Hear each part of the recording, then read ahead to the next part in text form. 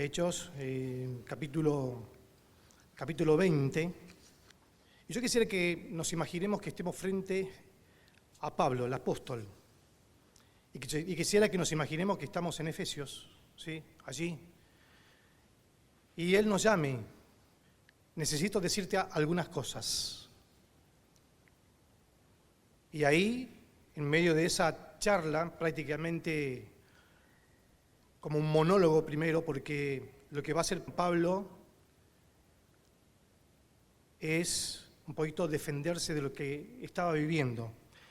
Si nosotros conocemos la vida de Pablo no fue en muchas maneras victoriosa, en diferentes formas. Él padeció muchas cosas, de todo tipo. Pero lo que podemos rescatar de muchas cosas de Pablo, podemos rescatar de su perseverancia, teniendo un objetivo muy claro de seguir a una meta, a un final. Más allá de las tormentas que pudo haber pasado, de las tribulaciones que pudo haber pasado, pero vemos a Pablo, un Pablo decidido a cumplir un rol dentro de la iglesia, y no tan solo en la iglesia de Éfeso. Usted sabe muy bien que él viajó varias veces, pudo extender el evangelio en otros lugares de esa región. Entonces, pensemos lo que Pablo estaba pensando en ese momento para decir esto. Versículo 17. Dice así: enviando pues desde Mileto a Éfeso, hizo llamar a los ancianos de la iglesia. Cuando vinieron a él, les dijo: vosotros sabéis cómo me he comportado entre vosotros todo el tiempo, desde el primer día que entré en Asia, sirviendo al Señor con toda humildad y con muchas lágrimas y pruebas que me ha venido por las acechanzas de los judíos. Y como nada que fuese útil, he rehuido de anunciaros y enseñaros públicamente y por las casas, testificando a judíos y gentiles acerca del arrepentimiento para con Dios y de la fe en nuestro Señor Jesucristo. Ahora, he aquí, ligado yo al Espíritu, voy a Jerusalén, sin saber lo que allá me ha de acontecer, salvo que el Espíritu Santo por todas las ciudades me da testimonio diciendo que me esperan prisiones y más tribulaciones. De ninguna cosa hago caso, ni estimo preciosa mi vida para mí mismo, con tal que acabe mi carrera con gozo y el ministerio que recibí del Señor Jesús para dar testimonio del Evangelio de la gracia de Dios. Y ahora, he aquí, yo sé que ninguno de todos vosotros, entre quienes he pasado predicando el reino de Dios, verá más mi rostro. Hermoso pasaje. Él va a declarar y va a abrir su corazón delante de estos ancianos. La situación, obviamente, ya para él, percibiendo lo que le iba a pasar en Jerusalén, como que ya se estaba despidiendo prácticamente de todos los lugares. Podemos mirar capítulos anteriores de Éfesos, iba pasando y se iba despidiendo, del cual ya no volvería. Esto me hace acordar muchas veces cuando nosotros viajamos, pasamos semanas afuera de nuestras casas y en algún momento deseamos volver. No sé, a mí me pasa, me imagino que usted también. Pasan 2 semanas, 3 semanas y desea volver a casa. Quiere volver a ese lugar natal o el entorno que usted supo y sabe vivir. En el caso de Pablo, sabía que ya su hogar no iba a ser Efesios, no iba a ser ninguna otra parte de ninguna otra región, sino que su destino final iba a ser Jerusalén y ahí quedaría ya terminando su carrera, su propósito de la vida que Dios lo había mandado. La situación de Pablo era ahí, pero también con un entorno y un tono de decirles a estos ancianos un mensaje claro y conciso. En el versículo 24 podemos mirar, dice: pero de ninguna cosa hago caso, de ninguna cosa, ni estimo preciosa mi vida para mí mismo, con tal que acabe mi carrera con gozo. Y el ministerio que recibí del Señor Jesús para dar testimonio del Evangelio de la gracia de Dios. Este es el testimonio de Pablo: mi vida, mi carrera y el ministerio. Esos eran los tres fundamentos que Pablo tenía para decir mi vida, mi carrera y el ministerio. Esas frases, y yo quisiera ir desglosándolas una a una si me da el tiempo, son profundas a la vez y preciosas en sí mismas. Vamos a descubrir, cuando él habla sobre mi vida, vamos a reconocer que su vida a través de Cristo Jesús. La verdad de Cristo Jesús la descubre allí. Cuando nosotros leemos en Hechos capítulo 9, versículo 2 en adelante, él lo que estaba aconteciendo era siendo perseguidor de la iglesia. Es más, él va al sacerdote a pedirles cartas para seguir persiguiendo a la iglesia. En ese momento él se llamaba Saulo. Le dan las cartas porque él seguramente en su pensamiento paulino lo que estaban siendo los cristianos era herejía, era lo incorrecto. Entonces por esos momentos él pensaba, voy a apresarlos, voy a callar su voz, quiero llevarlos presos. Pero, ¿qué pasó? Camino a Damasco, repentinamente le rodeó un resplandor de luz. ¿Quién era? Era Cristo Jesús. Y él dijo, ¿quién eres, Señor? Y Jesús le dijo, a quien tú persigues. A quien tú persigues. Entonces, dice el relato, que temblando, Pablo, y temeroso le dijo, Señor, reconoció al Señor, ¿qué quieres que yo haga? Y bueno, y ahí luego tuvo que presentarse al discípulo Ananías, y Dios le habla a Ananías diciéndole, este Saulo es un instrumento escogido para mí, para llevar la palabra a los gentiles, a los reyes y también a los hijos de Israel. Y es una de las grandes conversiones que nosotros podemos leer a la luz de la palabra de Dios. ¿Usted recuerda el día que se aceptó a Cristo Jesús en su corazón?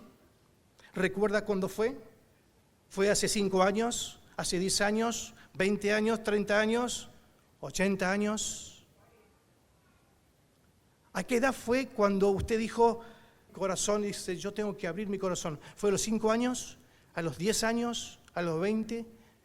Usted se debe acordar vividamente el momento, quizás fue de rodilla, lloró, se arrodilló, se humilló, porque si verdaderamente se arrepintió al Señor, y la conversión que usted tuvo, y nosotros tuvimos, fue algo radical.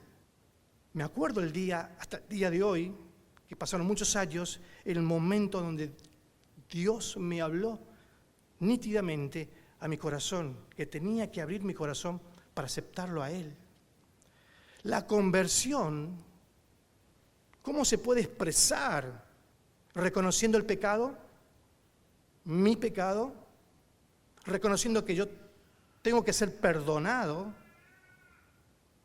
y que tengo que entregarme al Señor, y a través de esto vendrá el Espíritu Santo para cambiar mi vida. El Espíritu Santo vendrá para cambiar mi vida. Es algo extraordinario lo que pasa en nuestras vidas una vez que el Señor viene a nosotros. Allá por el 2023 estuvimos en Lince con un grupo de hermanos de la iglesia, recorriendo algunas iglesias de la Alianza. Y qué hermoso y qué precioso es ver a muchos hermanos, cuando hacen el llamado, ver personas que no conocen al Señor, aceptan a Cristo Jesús en su corazón. Y hay otras personas que están a la par para empezar a explicar lo que le estaba pasando realmente en su conversión. Ananías tuvo que explicarle a Pablo qué es lo que le estaba pasando, hasta que tuvo que ser sanado de su vista para poder entender lo que estaba viviendo en su vida. La verdad que esto cambia. La conversión nos cambia a nosotros. Los métodos no. El único que nos puede cambiar es Cristo Jesús el Evangelio en nuestras vidas. Muchas veces hoy nosotros pensamos en la era posmoderna, cómo tenemos que evangelizar, cómo tenemos que llevar el Evangelio, ¿no? No, que las modas van pasando, que el evangelismo explosivo ya no lo es, tenemos que ser más personas más entendidas para no llevar el Evangelio, confrontar el Evangelio a las otras personas, sino ir siempre de a poco, para que esas personas vayan conociendo de a poco al Señor. Y muchas veces no queremos molestar a esas personas o a los conocidos de hablar el Evangelio para que no vengan en contra de nosotros.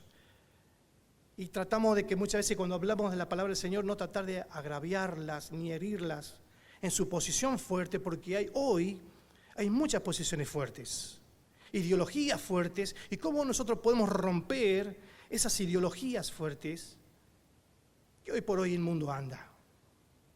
¿Cómo logramos que esas personas también puedan entender que realmente la conversión existe? La conversión existe. El Evangelio tiene que producirnos en nosotros urticaria espiritual. El Evangelio tiene que traer comezón de la palabra de Dios para poder expandir el Evangelio, para seguir avanzando en el propósito que Dios quiere para nuestras vidas. Eso es un regalo de Dios que lo podemos compartir. Porque ¿qué dice la palabra de Dios? En Él vivimos y nos movemos y somos. Somos en Él.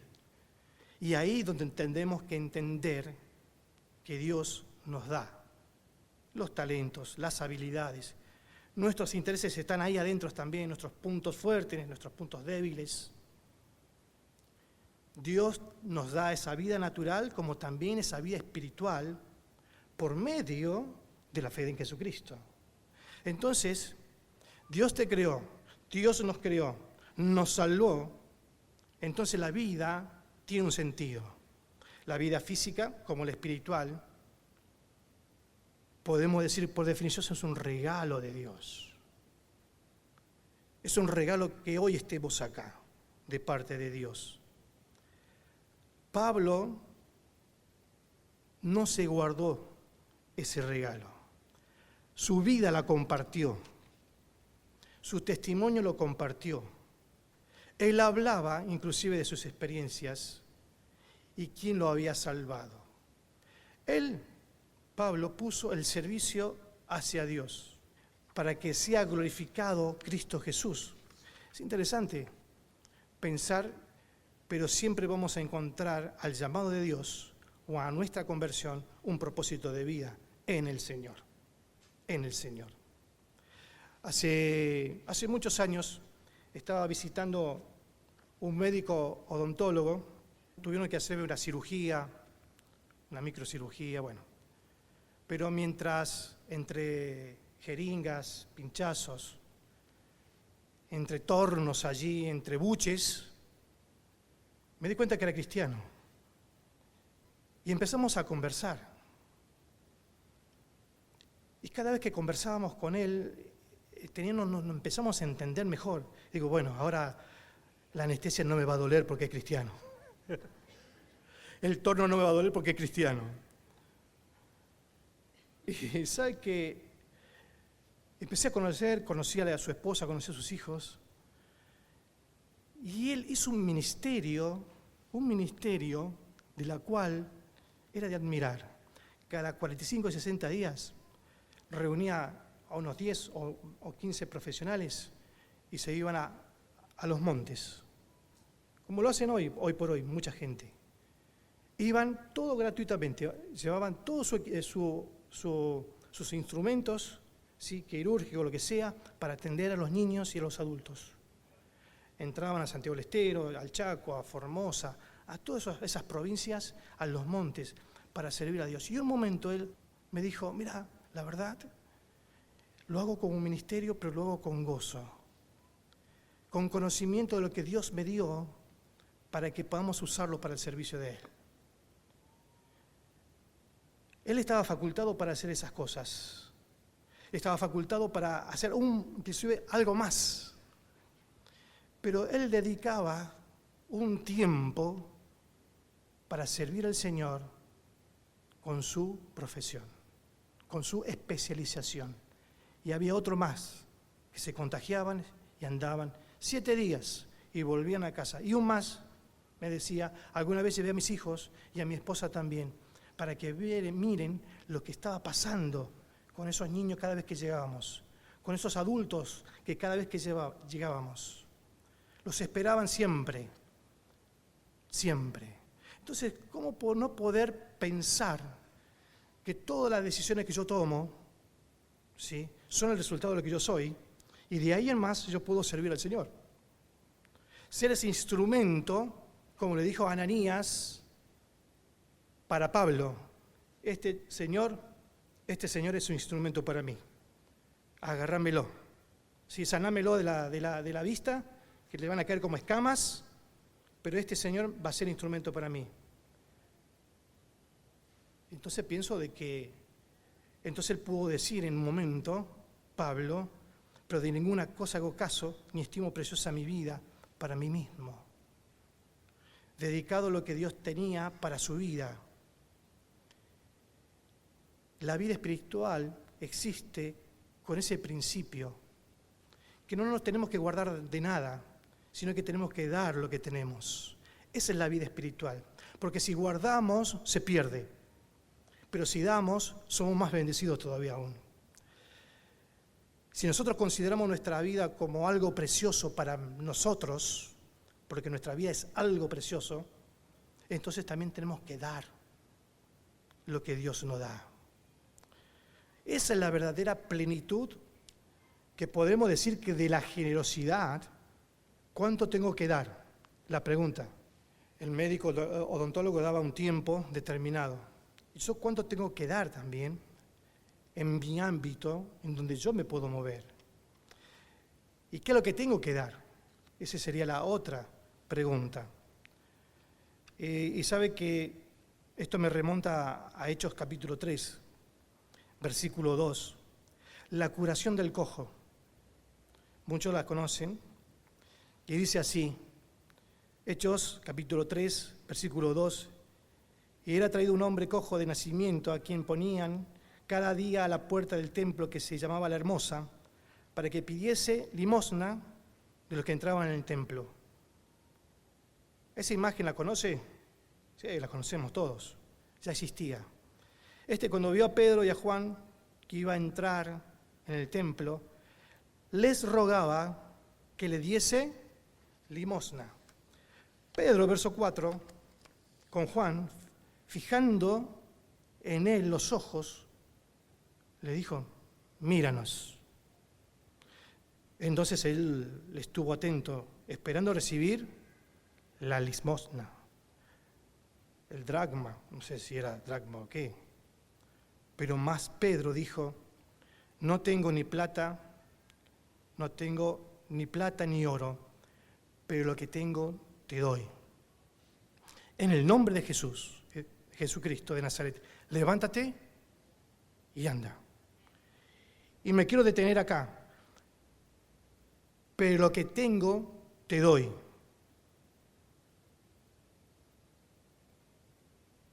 ¿Qué tenemos nosotros para dar que nos fuese dinero? El pecado no se paga con dinero. Ya no hay indulgencias que valgan, ni que valieron, ni que valen ahora. Ahora, lo que tengo te doy, me impresiona esa palabra, y después que el cojo salga sano. Y me puse a pensar, ¿qué tenía Pedro y Juan, aparte de la billetera vacía? ¿Hay algunos? Tenía la palabra de Dios. ¿Sabe lo que tenía Pedro y Juan? Fe inquebrantable en Jesús. Porque en el nombre de Jesucristo de Nazaret fue salvo, sano. Estaban convencidos del poder de Jesús para sanar. Aún más, la autoridad delegada que tuvo Pedro. Estaba convencido del poder de Jesús. El Espíritu Santo estaba sobre ellos. Allí, derramado ya en Pentecostés, lo había capacitado para decir esto: no tengo ni plata ni oro, pero lo que tengo te doy. en el nombre de Jesucristo, levántate y anda. ¿Y qué pasó? Anduvo, sanó este cojo de nacimiento. Ahora, ponemos a pensar un poco esto, lo que la palabra de Dios dice para nosotros. Si no hubiera tesoro en nuestras vidas, ¿qué damos? Si no hay tesoro en nuestras vidas, ¿qué damos? El tesoro que Dios nos da, tenemos que invertirlo en las personas, en la iglesia, en la comunión. Porque sabemos que sí, está bien. Usted me dirá, yo tengo objetivo de vida. Cada uno de nosotros tenemos un objetivo de vida. ¿Qué quiero? Siempre pensando qué quiero de mi vida. Y muchas veces creo que es una pregunta muy fundamental para nosotros, hoy por hoy, hacernos todos los días. ¿Qué quiero en mi vida? ¿Qué debo hacer en mi vida? Y con frecuencia hacerla, y con plena conciencia decir, bueno, quiero esto, esto y esto. Que realmente eso es lo que quiero me haga feliz, por ejemplo. Que realmente lo que yo quiero me desarrolle. Pero también quiero que mi vida sea llevada por Dios a través de su voluntad. Hace unos 4 o 5 sábados por la noche estaba abriendo la puerta reja de la iglesia y venía caminando un muchacho vestido de mujer y me dice, ¡ay, qué bien las cosas que ustedes hacen! Gracias, le dije. Se paró, se volvió, digo, bueno, va a querer charlar. Me dice, ¿te puedo dar un abrazo? Respiré hondo y dije, la billetera o el celular primero. Lo agarré con la mano. Digo, ¿cómo no? Vení, abrazame. No me sacaron ninguna foto, pero no importa. Nos abrazamos los dos. Y me abrazó fuerte, y yo tenía en una mano el celular, después sí lo abracé con la otra, porque digo, me roba el celular y sale corriendo. Y como mi estado atlético no es de lo bueno, nunca lo iba a alcanzar. Pero me di cuenta que era un abrazo sincero, entonces lo abracé con las 2 manos. Cuando nos terminamos de abrazar, me dice, le digo, lo invito a la iglesia, a Diálogos de Fe. ¿Querés venir acá? No, mi vida es otra. Él entendía que su vida era otra. Wow, digo, y nosotros tenemos grandes tesoros en nuestro ser, como para dar, pero ahí nomás huyó. No quiso más charla. Pero evidentemente necesitaba un abrazo de alguien, no sé. Pero mi vida es otra, dice. Entonces, pensando esto, en el pasaje, no estimo preciosa mi vida para mí mismo. Entonces tenemos que pensar también en lo que hace Dios para nosotros y nosotros podemos hacer para cada uno de ellos. Porque realmente siempre nos tendríamos que hacer un inventario de nuestras vidas. Siempre cuando hay inventario de nuestras vidas tenemos que empezar a ver si hay un desfasaje, a ver si hay realmente faltantes o sobrante de cosas. Me falta amor, me hago el inventario, me falta más amor. Que realmente el verdadero amor, como de Corintios 13, 1 Corintios, sea un verdadero amor. No como un símbolo resonante que anda hueco. Y yo creo que no deberíamos hacer inventarios. Si lo hacemos físico, ¿por qué no en la vida? Y repensar quién soy. Repensar para qué estoy. Sabe que uno de los eslogans de la iglesia dice, ¿para qué existimos? Y ahí viene el desglose de la visión y de la misión de la iglesia de Vicente López. ¿Para qué existimos? Lo hago eso particular para nuestras vidas. Entonces, habrá experiencias espirituales, habrá conversiones extraordinarias. Y a la medida que vamos pasando por la tierra fértil, la semilla va llegando, alguna vez me tengo que hacer un inventario. Alguna vez tengo que confrontarme con el Señor o con la palabra del Señor y decir, bueno, ¿qué más me hace falta para seguirte a ti? Hasta acá llego, porque mis prioridades siguen siendo otras. Siguen siendo otras. Que el Señor nos ayude en estos tiempos de crecimiento. Que el Señor nos ayude a seguir amando lo que amamos, pero a seguir proyectándonos a lo que Dios tiene para nosotros. Mi pregunta final, antes de que nos podamos hacer el inventario, es: ¿qué quiero? ¿Qué quiero hacer? ¿La tengo clara? ¿Qué quiero hacer? ¿Qué quiero ser? Por ahí suena muy difícil la pregunta o la respuesta, porque algunas veces decimos, bueno, ya pasé los 50, en mi caso, y quiero hacer algo más todavía. Déjalo para los jóvenes. Pero hablo en la parte espiritual, en la parte de la voluntad de Dios para nosotros. Oramos. Padre, te damos gracias, Señor, por esta mañana. Gracias por tu amor. Gracias porque tú eres ese Dios de la cual te revelas a través de las Escrituras, Jesús. Te pido a ti que nos bendigas a poder seguir identificándonos como verdaderos hijos tuyos, Señor. Que verdaderamente la identidad, Señor, la podamos llevar siempre de lado a lado. Y que tengamos claro nuestra vida.